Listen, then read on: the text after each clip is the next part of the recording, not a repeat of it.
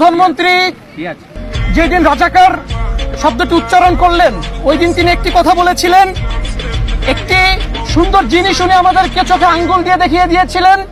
উনি বলেছিলেন যে শিক্ষার্থীরা আন্দোলন করছে এরা কেউ সংবিধান সম্পর্কে অবগত নয়, এরা সংবিধানে কিছুই জানে না।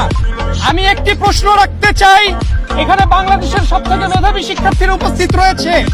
আমরা যখন ছোট ছিলাম আমাদের ভাগ্নে ভাগ্নির আজকে যারা ছোট আমি দেখেছি তারা স্কুল ব্যাগ নিয়ে যখন স্কুলে যায় সেই ব্যাগে 14 থেকে 15টি বই থাকে, অথচ একটি ছোট সংবিধানের একটি লাইনও আমরা ছোটবেলা থেকে আজকে পর্যন্ত আমাদেরকে শেখানো হয় নাই।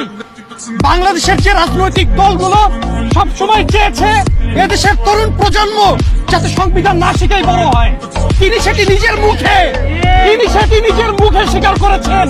আমি তাকে এজন্য ধন্যবাদ জানাই।